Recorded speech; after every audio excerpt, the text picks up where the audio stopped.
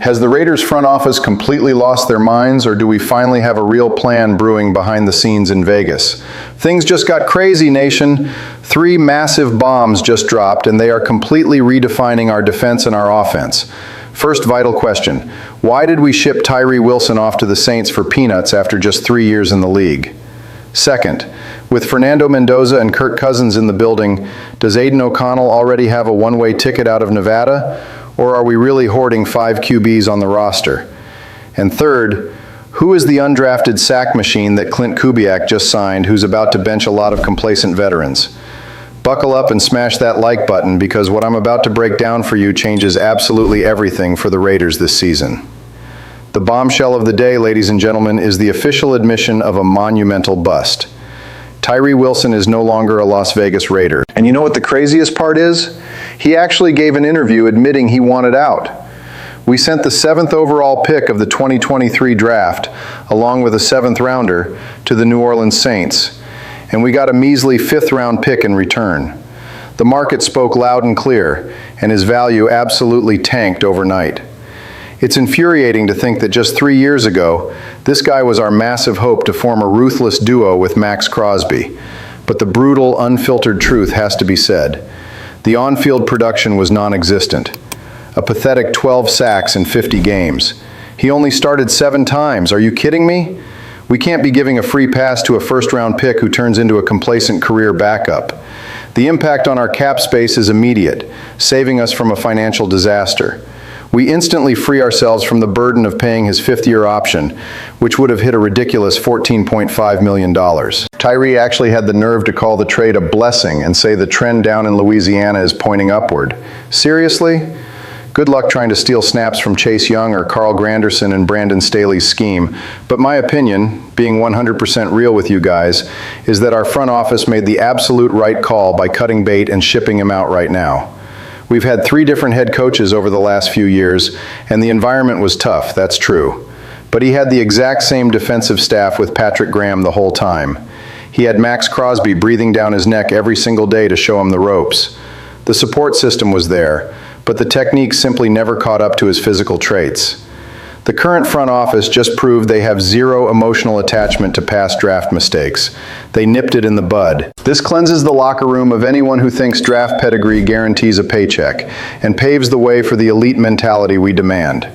If you thought the shocker ended there, hold on tight, because the quarterback room in Vegas just turned into a ruthless reality survival show.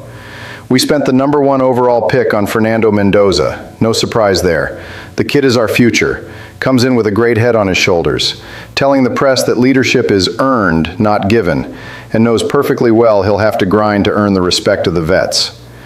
We also opened the vault in free agency to bring in Kirk Cousins, who has a super tight connection with coach Clint Kubiak. The game plan is crystal clear. Cousins plays now, Mendoza develops on the bench. But the raging debate that's tearing the fan base apart behind the scenes is, where the hell does Aidan O'Connell fit in all this mess? The short answer? With 1 foot out the door. Things are looking grim for AOC. Think about it, the guy was our only locked-in QB just months ago, and now? Besides Mendoza and Cousins, the front office went out and signed 2 more undrafted free agent quarterbacks. We have 5 signal callers clogging up the roster right now. O'Connell plummeted from potential starter to QB3 or QB4. It's glaringly obvious this new regime doesn't even view him as having the ceiling to be our long-term backup. If they believed in him even a little bit, they wouldn't have flooded the room with rookies at the exact same position.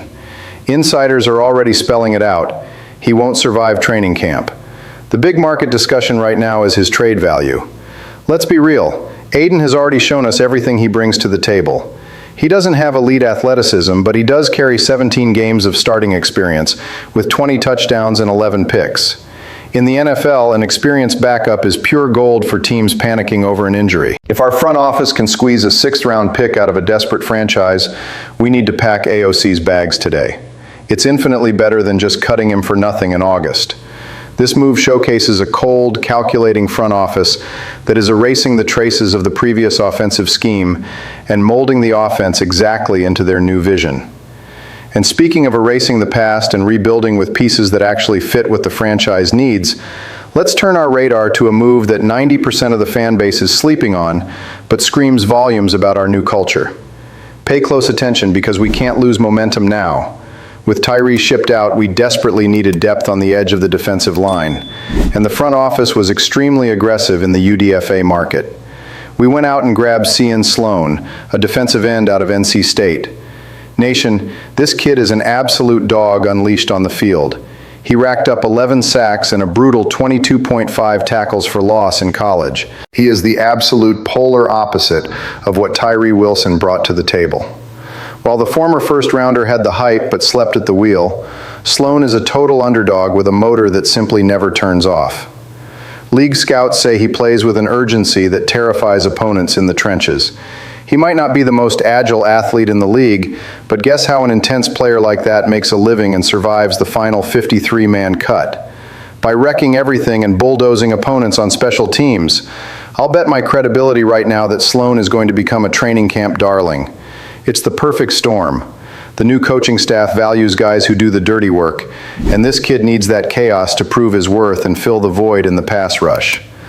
All of this reflects the definitive end of the amateur era in Raiders acquisitions.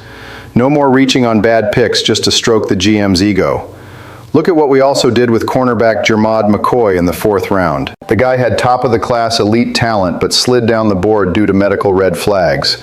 Taking that risk on day 3 of the draft is exactly what separates championship teams from perennial losers.